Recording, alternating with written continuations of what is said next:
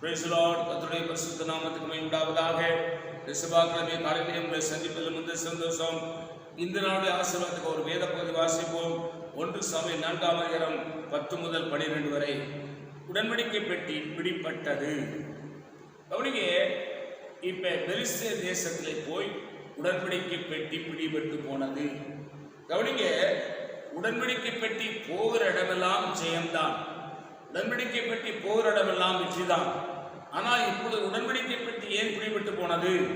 பெலிஸ்தே தேசத்தில் பிடிபட்டு போய்விட்டதே. காரணம், இந்த உடன்படிக்கை பெட்டியை கொண்டு போனது யாருன்னு கேட்டா, ஏலியினுடைய 2 பிள்ளைகளும் யுத்த வீரர்களும் கொண்டு போகிறார்கள்.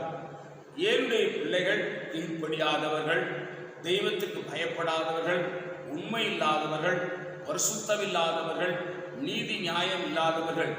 ஆகவே இவர்கள் உடன்படிக்கை பெட்டி கொண்டு போனதுனாலே உடன்படிக்கை பெட்டி மீதியான் தேசத்திலே, பெலிஸ்தேருடைய தேசத்திலே பிடிபட்டு போனது. பிடிபட்டு போனபடினாலே அங்கே ஒப்பினையும் பிரகாசம் ஏனுடைய 2 பிள்ளைகளும் யுத்தத்தில் மரித்து போகிறார்கள்.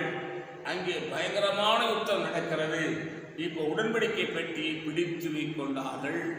தேவன் அதை அனுமதித்தார். ஏன்னு கேட்டா, கர்த்தராகிய இயேசு கிறிஸ்து ஒரு மனுஷனுக்குள்ளே அவர் வாழும்போது, அவர் பரிசுத்தமாய் வாழ்ந்து, உண்மையாய் வாழ்ந்து, நீதியாய் வாழ்ந்து, நேர்மையாய் வாழ்ந்து, ஆண்டவருக்கு பயந்திருப்பானால் அவர் உள்ளே இருந்து அவனை ஆசீர்வதிப்பார்.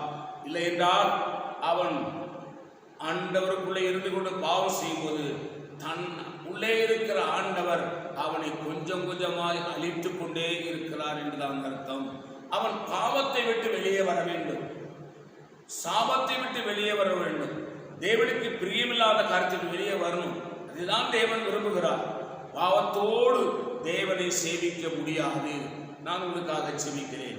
பரிசுத்த பிதாவே, எங்களோடு பேசின நல்ல வார்த்தைகளுக்காக ஸ்தோத்திரம். இந்த வார்த்தையின்படி ஆசீர்வதிங்க. இயேசுவின் நாமத்தில் வேண்டிக் கொள்கிறோம் பிதாவே. ஆமென். God bless you.